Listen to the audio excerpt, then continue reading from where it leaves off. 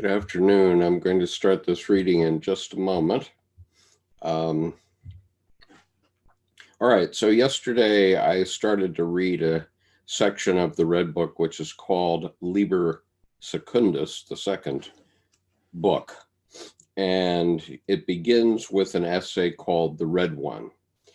Yesterday I read half of the Red One, and so today I'm going to read from a little bit before the end of yesterday's session, just to remind you, and then I will read on. So I'm reading from the Red Book by C.G. Jung, the Reader's Edition, page 216. The red of the rider transforms itself into a tender reddish flesh color. And behold, O miracle, my green garments everywhere burst into leaf. Perhaps too there is a joy before God that one can call dancing, but I haven't yet found this joy. I look out for things that are yet to come. Things came, but joy was not among them. The Red One. Don't you recognize me, brother? I am joy. Could you be joy? I see you through a cloud. Your image fades. Let me take your hand, beloved. Who are you? Who are you? Joy? Was he joy?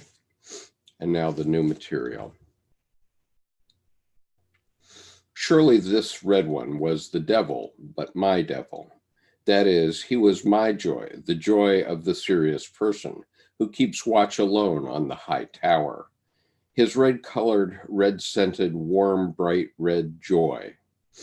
Not the secret joy in his thoughts and in his looking, but that strange joy of the world that comes unsuspected like a warm southerly wind, with swelling fragrant blossoms and the ease of living. You know it from your poets, this seriousness, when they expectantly look toward what happens in the depths, sought out first of all by the devil because of their spring-like joy. It picks up men like a wave and drives them forth. Hi, Nick. Welcome. Whoever tastes this joy forgets himself, and there is nothing sweeter than forgetting oneself, and not a few have forgotten what they are.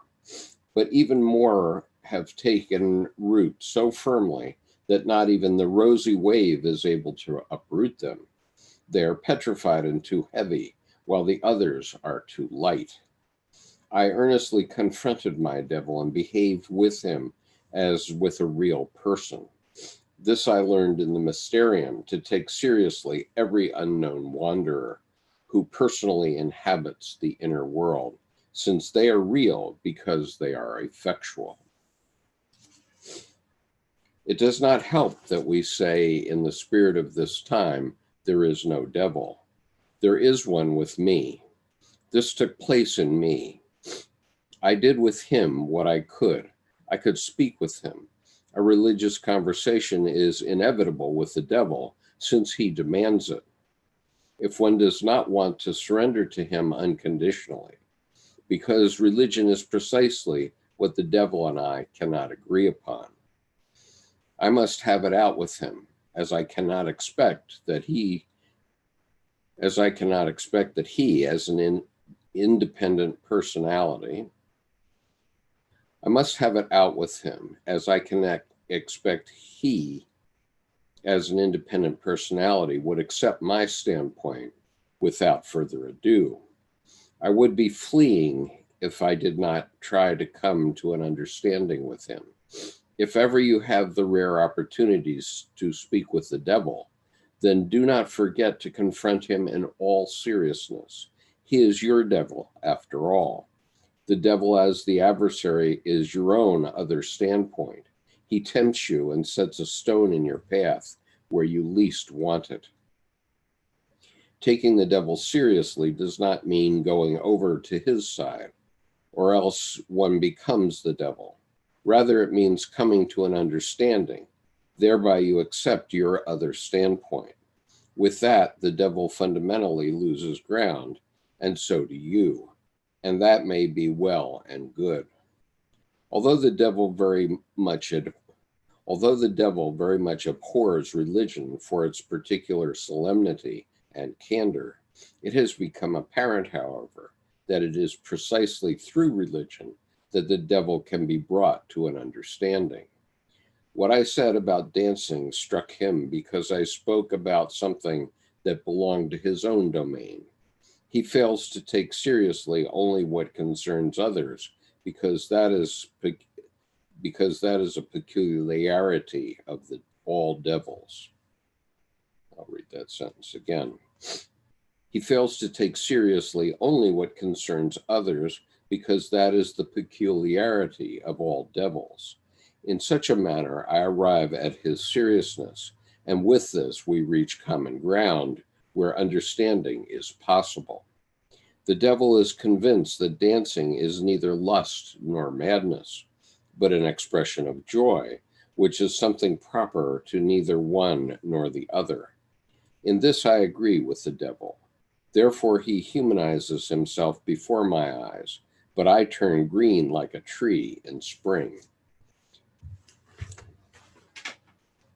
Sorry, I'm fighting with a little bit of a cold. Let me...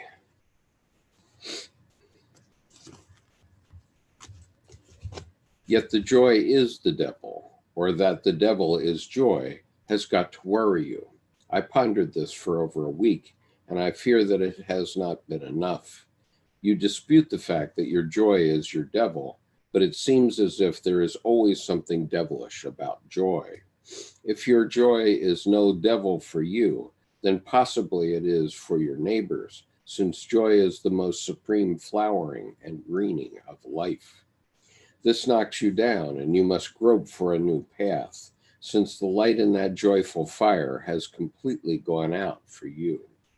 Or your joy tears your neighbor away and throws him off course, since life is like a great fire that torches everything in its vicinity, but fire is the element of the devil. When I saw that the devil is joy, surely I would have wanted to make a pact with him. But you can make no pact with joy because it immediately disappears. Excuse me.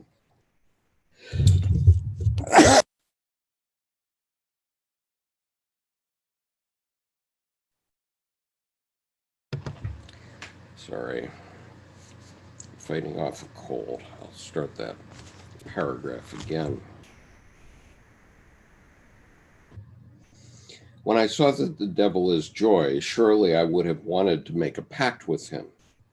But you can make no pact with joy because it immediately disappears. Therefore, you cannot capture the devil either. Yes, it belongs to his essence that he cannot be captured. He is stupid if he lets himself be caught, and you gain nothing from having yet one more stupid devil.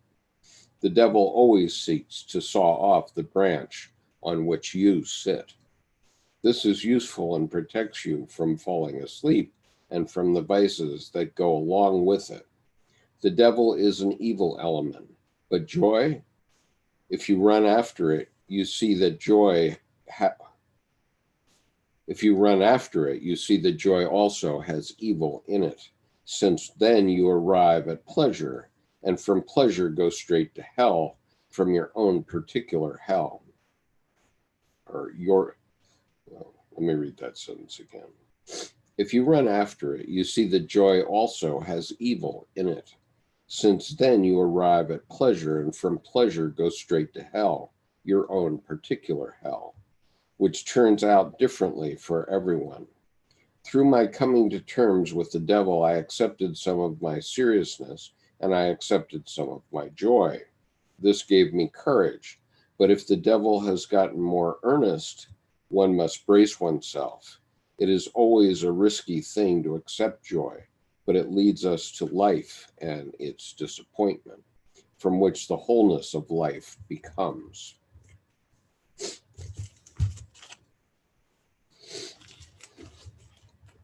Now I'll go back and read some of these footnotes that were in the red one, I think.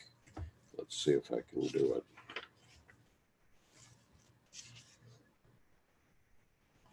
Okay, so beginning with the red one, I won't include all of the footnotes, but the red one was an act of imagination that Dr. Jung was doing on December 26, 1913. Let's see if I can find these footnotes. Okay, um, so at the beginning of this essay, he's talking about the essence of the devil, and he says, "You bring a certain gallows air with you, and you're bound to be from the black school of Salerno." The footnote reads, "Salerno is a town in southwest Italy founded by the Romans. Jung may have been referring to the Accademia Secreta, which was established in the 1540s and promoted alchemy."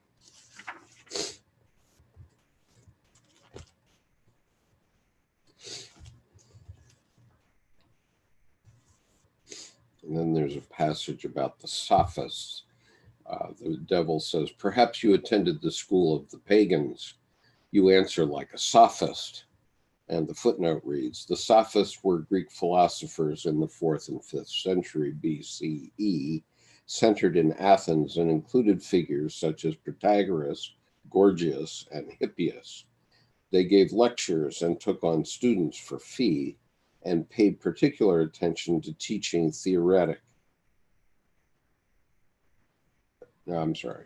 teaching rhetoric.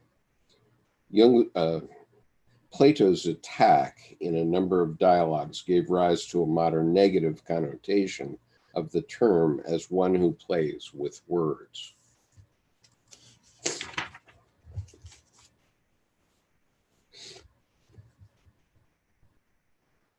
Looking for the next footnote here.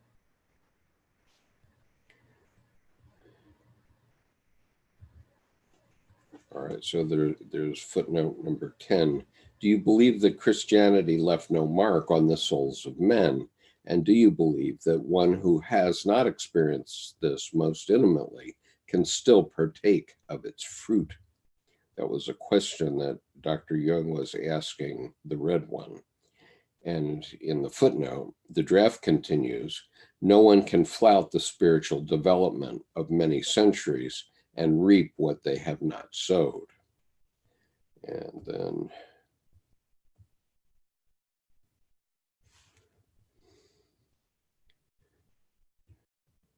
a little later on that page, the red one says, "On the contrary, it's better to dance through life." And the footnote reads, "In Nietzsche's Thus Spake Zarathustra, Zarathustra admonishes the overcoming of the spirit of gravity and urges, 'You higher men, the worst thing about you is none of you has learned to dance as a man ought to dance beyond yourselves.'" And that comes from page 306 of Thus Spake Zarathustra, of the higher men. Let's see. Next one. Sorry about this cold I'm suffering with. It's been with me for about a month, so I decided I better go on. Okay, next point. He says, at the beginning of what I read today, "Surely this red one was the devil, but my devil. That is, he was my joy, the joy of the serious person who keeps watch alone on the high tower, his red-colored, red-scented, warm, bright red joy." And the footnote reads, "In a seminar in 1939, so 26 years after this was written, Jung discussed the historical transformation of the figure of the devil. He noted that when he appears red, he is of a fiery, that is, passionate nature, and causes wantonness, hate, and unruly love." See Children's Dreams, notes from the seminar given in 1936 to 1940. And then, let's see if I can find, okay. So, "You know it from your poets, the seriousness, when they expectantly look toward what happens in the depths.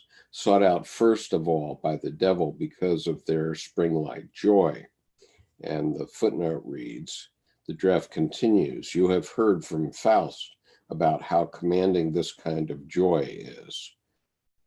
And the references to Goethe's Faust, page 175.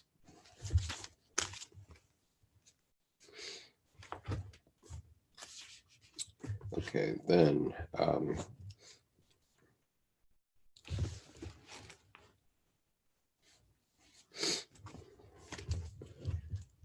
he's talking about joy, and he says, you know it from your poets, this seriousness when they expectantly look toward what happens in the depths, sought out first of all by the devil because of their spring-like joy, it picks men like a wave and drives them forth. Whoever tastes this joy forgets himself. And the footnote reads, as you have known from Faust, there are many who forget who they were because they let themselves be swept away. Page 175. And I earnestly confronted my devil and behaved with him as with a real person. This I learned in the Mysterium, to take seriously every unknown wanderer who personally inhabits the inner world, since they are real because they are effectual. The footnote reads, Jung elaborated this point in 1928 while presenting the method of active imagination. Quote, as against this, the scientific credo of our time has developed a superstitious phobia about fantasy, but the real is what works. The fantasies of the unconscious work. There can be no doubt about that. And that's from the relations between the I and the unconscious from Collected Work 7, paragraph 353.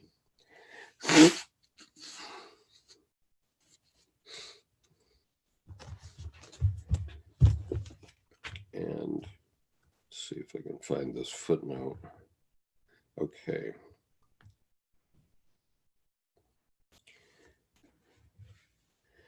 So the draft says, the devil is an evil element, but joy, if you run after it, you see that joy also has evil in it. Since then you arrive at pleasure, from pleasure go straight to hell, your own particular hell, which turns out differently for everyone. And the footnote reads, the draft continues, every attentive person knows their hell, but not all know their devil. There are not only joyful devils, but also sad ones. Now, I just observe at this point that an example of this would be the old joke about getting a boat. The best day you get a boat, the best day of owning a boat is the first day, and the second best day is the day you get rid of it. And in between there is your own personal hell because it requires a lot of maintenance and so on. Okay, let's see what else. But if the devil has gotten more earnest, one must brace oneself. And the footnote reads, the draft continues, on a later adventure, I discovered how seriousness suits the devil. While seriousness certainly makes him more dangerous for you, it doesn't agree with him, believe me. And I would just observe that I had a personal experience with a vision of the devil, which you can find on this YouTube channel. And if you need the link to it, let me know. But I agree with Dr. Jung 100% on this point. It is always a risky thing to accept joy, but it leads us to life and its disappointment, from which the wholeness of our life becomes.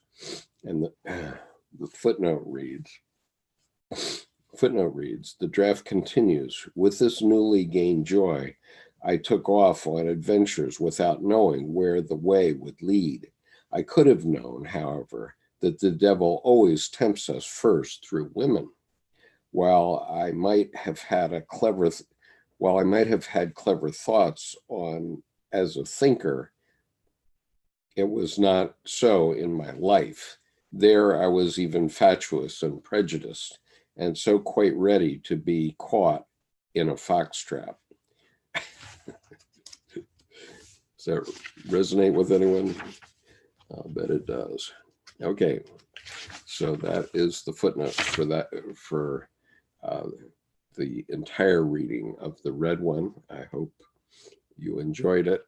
I'm going to discontinue for today because my cold is getting the better of me. Tomorrow I will begin to read a segment which is called The Castle in the Forest. And somewhere here there's going to be a very interesting passage that applies to, oh, yeah, okay. Somewhere in this, and I'm not sure it's going to be tomorrow or the next day, there's a comment on scholars, and I just observe that you should consider whether it applies to Dr. Jordan Peterson and Dr. John Vervaeke. And here's the passage. It's on page 230 of the Reader's Edition. Therefore, you see these old scholars running after recognition in a ridiculous and undignified manner. They are offended if their name is not mentioned, cast down if another one says the same thing in a better way, irreconcilable if someone alters their views in the least. Go to the meetings of scholars and you will see them, these lame, lamentable old men, with their great merits and their starved souls, famished for recognition, and their thirst which can never be slaked. The soul demands your folly, not your wisdom.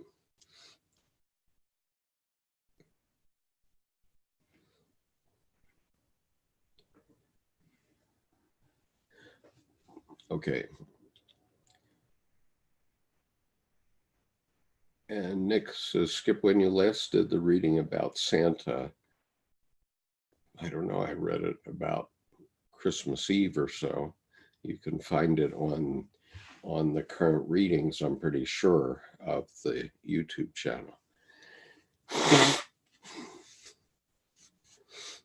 And so, okay. Was there a question in that, Nick? I'll stay for a second to answer a question if you have it. Otherwise, I'm going to move on. Okay. Well, it's still on the homepage of the website under current readings, or the most current readings, whatever it is. So you can find it there. You might have to click the side arrow to see the next page. It might have been overwhelmed a little bit. And but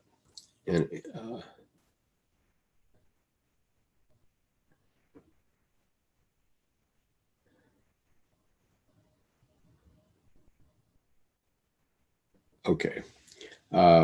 Fine. I'll look forward to that, Nick, and I'll terminate for today. So have a good day, everyone, and have a terrific weekend. And hopefully this cold will depart my body soon, because I've had it for over a month, it seems. Anyway, it's probably multiple colds, but whatever. Peace.